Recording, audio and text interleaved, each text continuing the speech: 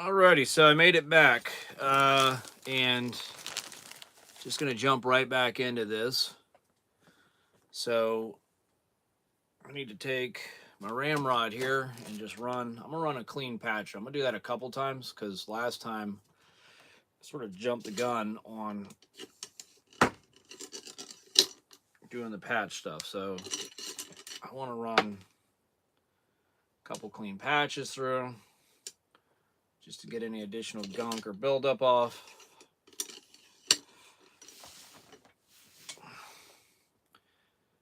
And then I'll run my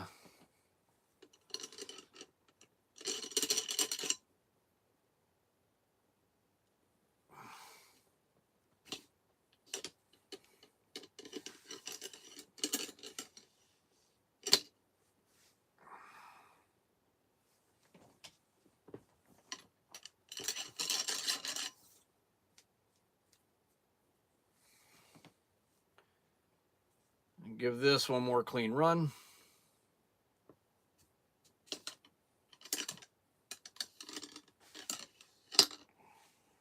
Okay.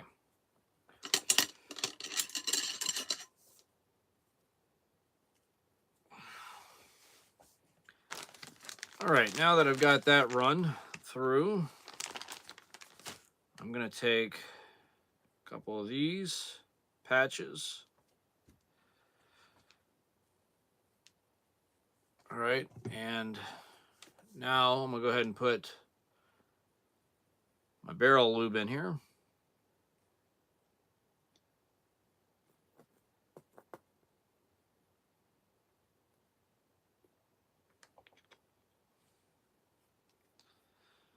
Give that a couple run throughs here. Got a lot actually. Let me take a second patch. I got a little too much. It's fine, that happens. All right. So, take my barrel lube.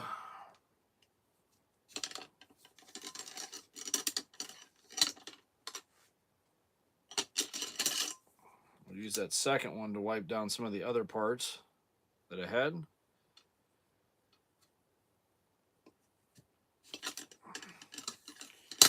So just run the barrel lube through now.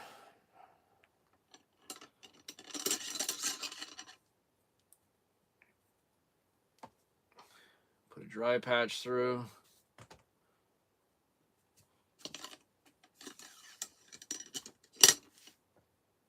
That's looking pretty good.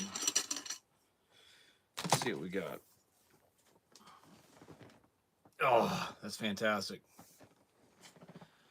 Okay, so now I'm gonna take that that extra one I had that had some barrel lube on it. I'm just gonna kind of put it around all the various parts here. Anything that might be exposed to the gunpowder from the black smoke from this muzzle loader. So we're gonna get that. All right, I got my stock here. A little firing mechanism. I'm just gonna rub some around that.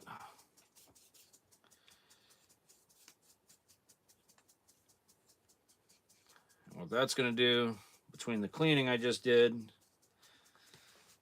it's gonna prevent rust. Okay. All right, so get this garbage out of the way. Instead of muzzle loaders, you end up with a lot of patches. Now it's time to put my assembly back together. So I'm gonna be using some CVA breech plug, and essentially what this is just it's called nipple grease, but it's just anti-seize if you're familiar with that. So I'm just gonna put a little bit on the threading here that goes into the firing pin.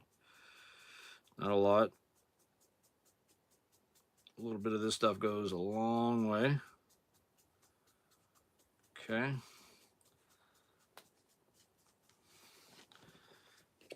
Get my firing pin put back together here.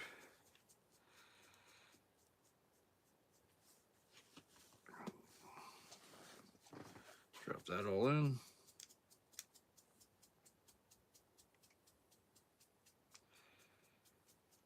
Okay. clean off my hand a little bit. And CVA is nice. They provide this little tool that you can use for all this stuff. Let's screw the firing pin back together, and we're going to check that to make sure it's functioning properly. Oh, for some reason, it's not threading through. So give me 1 second here. Let me back that out of here.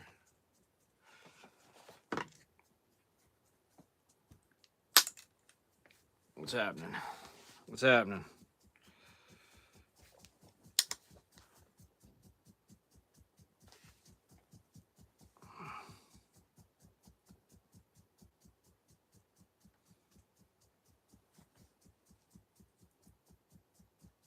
All right.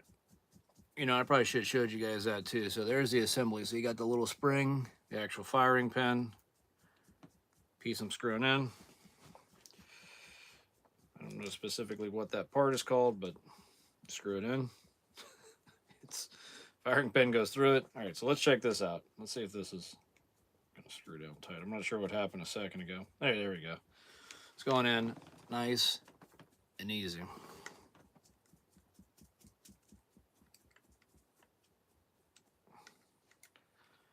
I don't know if any of y'all were here earlier. What's up, Braxton? I'm doing good. How you doing? All right, so I've got this pulled back. Let's just make sure it works. All right. Got the firing pin working. All right, so go ahead and set this here.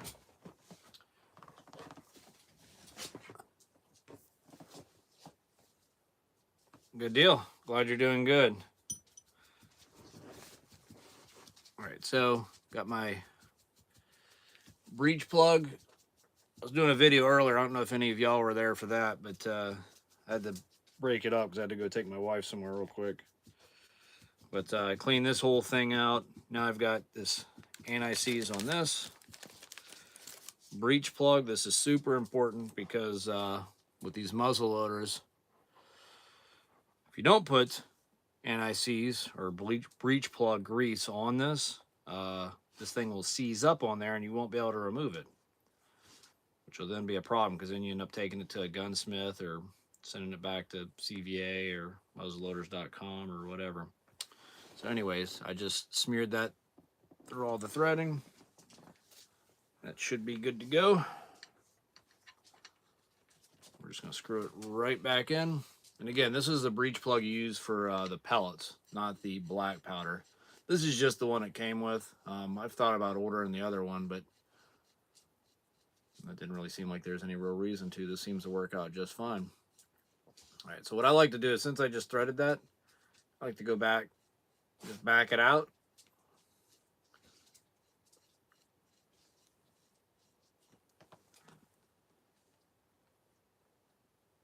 How you make sniper? I don't know. I don't know anything about snipers. This is a muzzle loader, so anything I'm shooting with this is generally within 100 yards. I can sight it a little bit further because of the powder I'm using, and I can also load this thing up, make it a magnum load. But for the most part, anything I'm shooting here is just like within 100 yards. I did take a buck. Was it one of these bucks? No, I got a buck skull hanging out in my shop. I took one a couple years. Actually, no, it was that one. Yeah, that one. You can't see it. That buck right there, the one on the end. This guy. I took him with this gun at about this muzzleloader about what was it, like 130 yards, 140 yards, something like that. He came out on me. I actually shot a doe probably 20 minutes before I shot him. I had a doe come out. I shot her. And this field I was at, probably total length of the field like 250 yards or so. He came out from the very back, walked in. I was hoping he'd walk right into my setup. But about halfway through the field, he ended up cutting, like I said, probably about 130 yards out, 140 yards out. Ended up cutting across because he was trying to go to this other feeding area. And yeah, man, I was kind of nervous about it because I really wanted to take it at that point. I hadn't filled my buck tag for that season yet. And yeah, I ended up just kind of gauging it out, launching one at him and nailed him. So, it's exciting stuff. Would you have Would love to have you as a father. Thanks, Kane. That's awesome. What's up, Brandon? All right, so got that back in. I like the back. I got sidetracked a second ago. So like I said, I like to put it through, pull it back out, and put it back in once I have the anti-seize on it or breech plug grease, just because I want to make sure all the threads are fully coated with this stuff. Because again, this thing can be a real pain when it gets seized up, especially if it gets seized up and then doesn't move. Especially if you're out in the field and you're trying to like do anything with it, that can be a real big problem.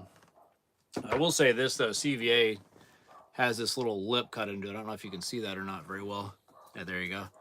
That little lip is actually made so you can take an Allen wrench, stick it in there, and that'll actually let you loosen it up with a little bit of leverage, which is really nice as opposed to just trying to do it with your fingers. But all right, so got this all clean, greased, my whole firing pin assembly. Gonna maybe pop our muzzle loader back together here, put our handle on, screw everything back in, and we will be good to go. So there you go. It's nice and easy, just hinges together. Get our handle back. Now the reason why I'm cleaning this too is because I went out Saturday for the muzzleloader opener, and you know, normally we go out that weekend. Like I'll take my sons out. My one son was sitting in a blind with a crossbow. My other son was sitting with me with this, and we ended up having a group of does coming out at about 100 yards. My youngest son didn't feel comfortable taking that shot, so I ended up shooting, and got one pretty quick there. Went ahead and was able to reload because all the other does just stood there like nothing happened. And then, yeah, Moses, good question. So what I'm shooting with this is a muzzleloader. So I'm shooting power belts. This is called Aerolites. This is actually a 50 caliber bullet. So it's a 50 caliber Aerolite bullet. This is in 300 grain. The powder I'm using behind this is pellet type powder. It's what's called an IMR White Hot. Here's some dirty ones. These are ones I loaded and then didn't get a shot on, but that's what you're shooting there. So I shoot 2 of those, which is about 100 grams of powder. And then, you know, obviously you put the pellet in. I then take the ramrod here, push the bullet in, and then you pop open the back of it. And right there, you got that little cap spot. And you put in a primer. So this is your primer. So if you think about how a traditional bullet's built, or just like any regular rifle bullet, all that stuff's compacted into the shell, right? So you got the primer on the back, get the casing, gunpowder in it, and then the bullet is the projectile that shoots. This is the predecessor to that, which is the inline muzzleloader. So you're just doing that but without the casing, right? So put your pellets in, put your bullet in, and then load the primer in the back. Then you shoot, and it does the same thing by principle. But yeah, it's 50 cal, which is pretty cool. I like that. And I like these bullets a lot too. I was actually talking about this in my earlier video, or when I was live earlier when I started this job, because I had to leave and take my wife somewhere. But I also used to use these other power belt bullets. They're not the Aerolites. I forget what they're called, but they expand really wide. Like, I don't know if you're familiar with like shooting like a 30-06 or pretty much just any standard hunting cartridge, 308. When that bullet hits, you know, it expands and you get impact trauma and it rips a wound through and all that stuff. The other ones of the power belts I was shooting, they would hit and expand like crazy. In fact, I might even have, hold on, I got one of them over here from, I pulled out of a deer last season.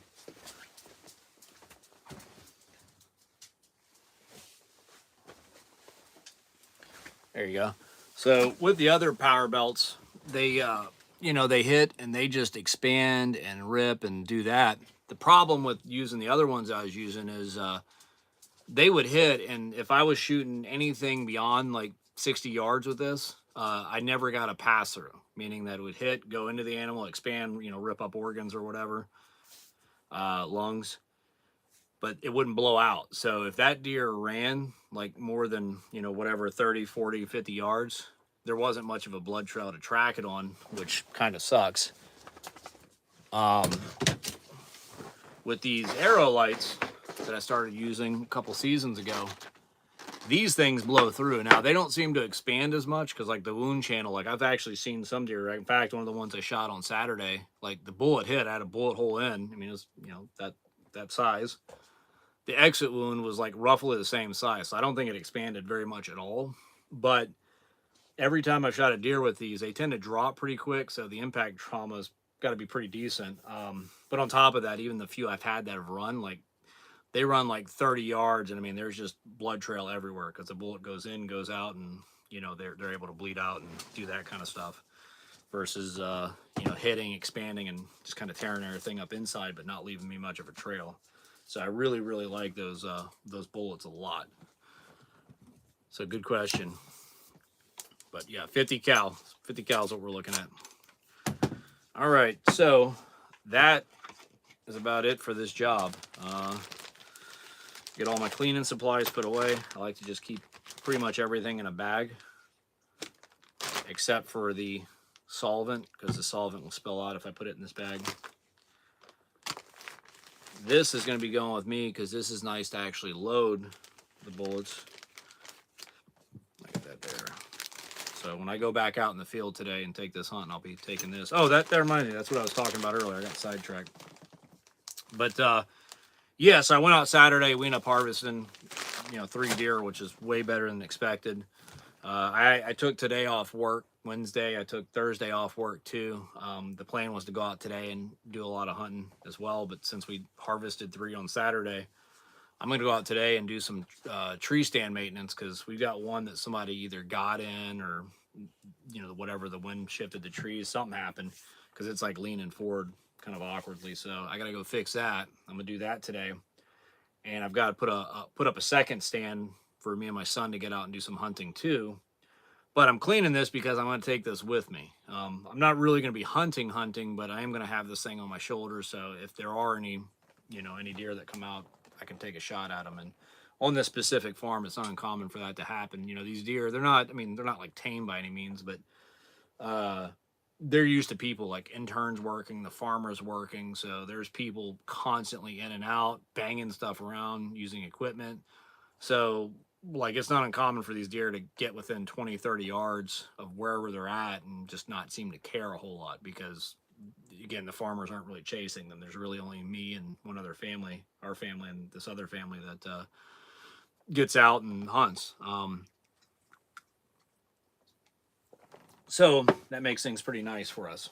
But I'm going to do a couple of things here. So what I like to do as far as going out in the field is I have these little tube things that actually came with some of the pellets, other pellets I was using. I like to preset my loads. As you can see, I got these in here. I'm actually about to dump these out and put these in like a Ziploc because I'm going to reload two pellets, so 6 pellets, and then the other one I'll put 3 bullets, right? So that's 3 shots. Throw that in my backpack. I'll load one up in the chamber here, and then we'll be good to go for when I'm out hunting. That way I can try to reload if I need to. And then I usually just keep the thing of primers with me as well. But yeah, give me 1 sec. I got to run up real quick and grab a Ziploc bag so I can get this all set up, get my bag packed, and we'll be ready to go. But I'll be right back.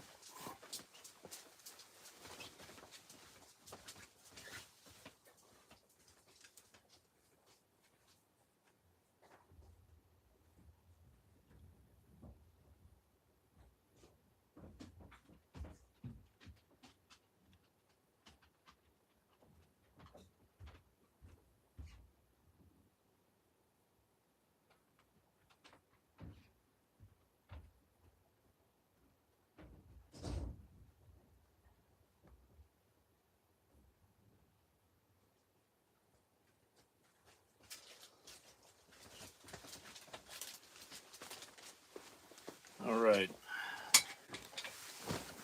So I'm gonna go ahead and do that. Now, one of the reasons why I'm gonna just dump these in a Ziploc and kind of I'll just put them in my gun cabinet as like backup, is because as you can see, they do have some fouling on them. and the bullets themselves are a little gunked up. What these shots are after, like, you know, as an example, after I shot the other night, I always like to just go ahead and reload another round, just in case anything does come out. I can take a shot at it.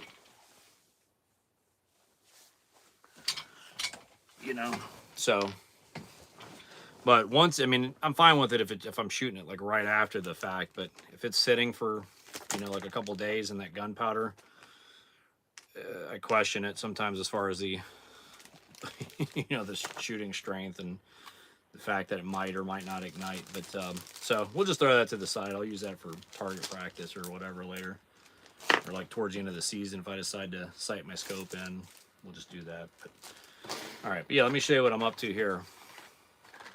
As soon as I get this open, where we open up at, there we go. So yeah, like I was saying, these are the tubes they come in. So I've already got 3 preloaded here. So I say 3 because there's 2, 2, and 6, right? Because I use 2, that's 100 grams of powder.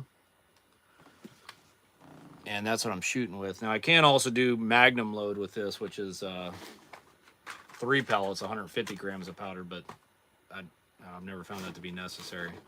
So, like I said, got 3 shots ready to go with the powder. And you know what? This is a brand new pack of bullets. I've never opened this one yet. Shit. I must have bought it at the end of last season. I always like to keep these things in stock. Alrighty. So, because I've got 3 loads there, I'll go ahead and take 3 of these.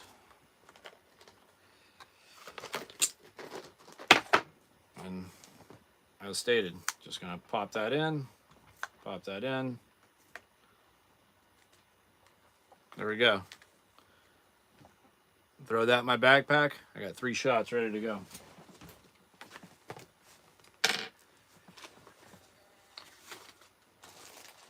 I'll go ahead and take our primers. What do I got 2 over here? Make sure these things aren't discharged. Okay. So I'm going to leave one of these out. Or actually, I'll just stick it in. I'm going to, like I said, I'm going to go ahead and get a load in there and ready to go. Because I am about to leave and go hit the farm, do my tree stand stuff, and try to get back because I've still got 2 deer to cut up today. I got to do that, and then also I got to trim out a door. So I got a lot of crap, lined up. So I got to hurry up and get this done.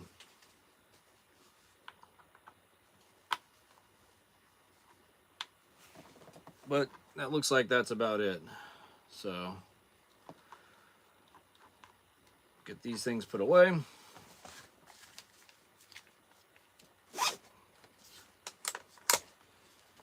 Everything's nice, clean, and ready to fire.